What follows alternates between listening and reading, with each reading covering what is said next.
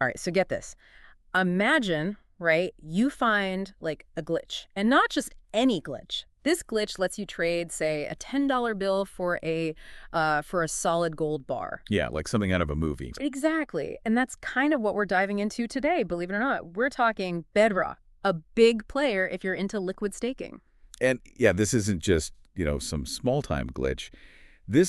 What happened here, this reveals something I think really crucial about decentralized finance. It shows that even systems, even the ones designed for, rock-solid security, they can still have, well, surprising weaknesses. Definitely. Okay, so for those of us who don't speak, fluent crypto, let's break it down a bit. We've got Bedrock, and then they have this thing called UniBTC, right? Right, so UniBTC, you can basically think of it as like a stand-in for Bitcoin, but specifically within their system. Okay. So it's kind of like a digital voucher in a way.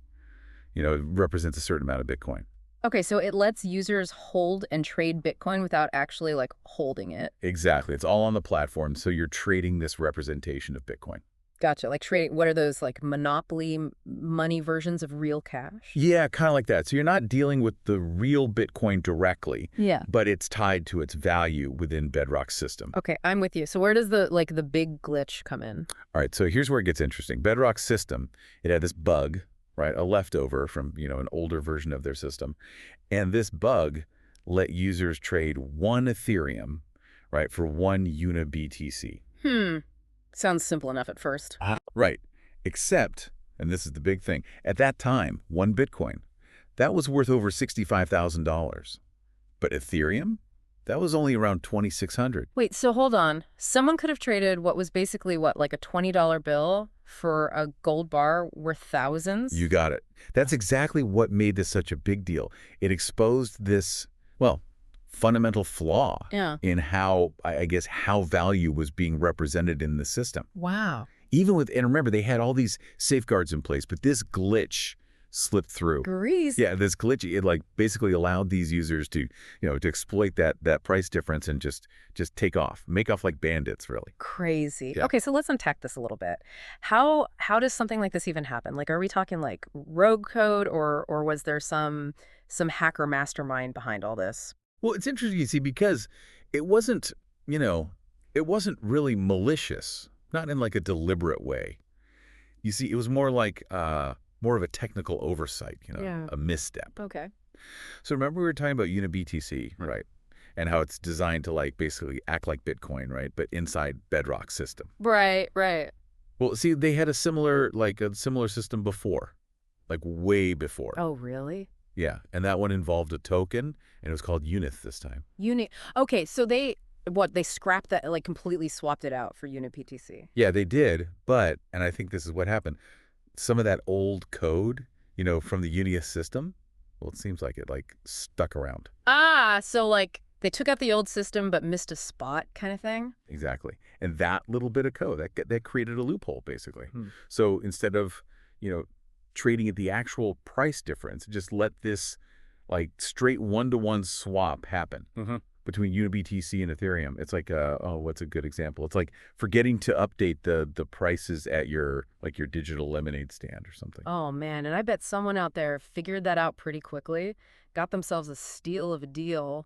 So that's a tough break for Bedrock. What happened once they realized what was going on? Well, you have to give them credit, because once they knew, they acted fast, like really fast. They owned up to the mistake, first of all, and then reassured their users, which is important. But then, most importantly, I think they shut that loophole down. So damage control 101, classic.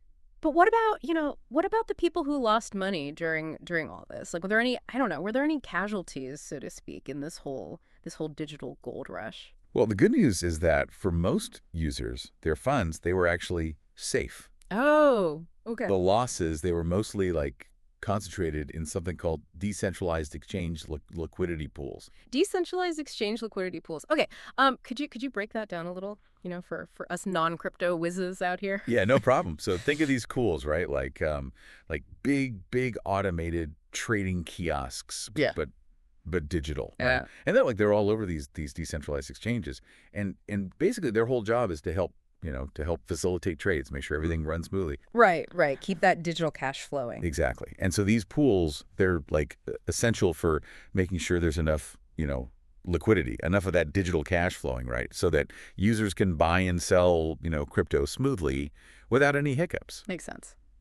But in this case, you see, the exploit, it basically what it did was it like drained these pools. Ah, I see. So less of those digital dollars to go around. Right. And that makes it, well, it makes it tougher to trade. Yeah. Creates a bit of a bottleneck. Okay. So it sounds like what? A black eye for Bedrock, definitely, but not like a total system meltdown. You got it. And, in their defense, they are, working to make things right. So they're working on a reimbursement plan Oh, wow. for those who were affected by all of this. Yeah. And they've also promised, a detailed report explaining, what happened, how they're going to prevent this kind of thing from happening again, all that good stuff. Well, that's good. Good to hear. Transparency, accountability, always, always a good look. Yeah, no kidding. Although, it does make you wonder, right? I mean, if this can happen to a platform, as established as Bedrock, I mean, they had all these, well, the safeguards, the reputation, everything. What does that mean for, the average person who's just starting to dip their toes into like the DeFi world? Yeah, I mean, that's the million-dollar question. Right? Yeah. I think this whole situation, it really highlights a few things. Like, firstly, as much buzz as there is around DeFi, and there's a lot, right? We're still, we're still in the early stages here. It's new technology. So there are going to be, bumps in the road. And yeah, there are going to be those vulnerabilities, that some people they're going to try to take advantage of. So a healthy dose of caution is like always a good idea. Like even when something seems like the next big thing. 100%, yeah. And second, I think this really underscores how important it is to do your homework. Yeah. Like really, before you even think about diving headfirst into any DeFi platform, take the time, understand how it works, what the risks are, what security measures are actually in place. Don't just like throw your money at it because it sounds cool and decentralized. Mm-hmm. Yeah. Exactly. Read between the lines, And finally, I think this whole situation, it's a good reminder that, while decentralization is a powerful concept, it's not like a magic shield, Right. You can't just assume that because something is decentralized that it's automatically like 100% secure, or that it's like immune to these sorts of problems. Trust but verify. That's always a good rule of thumb, really, for just about anything. So where does this leave us then? Like what's the main takeaway?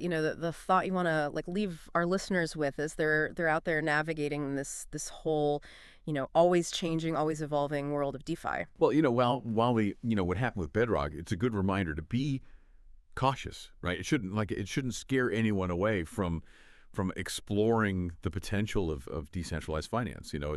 It's more like a reminder that in innovation and risk, they often go hand in hand. As this whole space matures, the platforms that really put an emphasis on security, transparency, user education, those are the ones that are going to earn the trust of investors. And ultimately that's how we're going to see this more, I guess, secure and robust DeFi ecosystem really develop. Makes sense to me. Well said. And remember, everyone, knowledge, that's power, especially in this world. Hey, thanks for joining us for this deep dive. As always, we'll keep bringing you the insights you need to navigate the wild world of DeFi. Until next time, stay curious out there.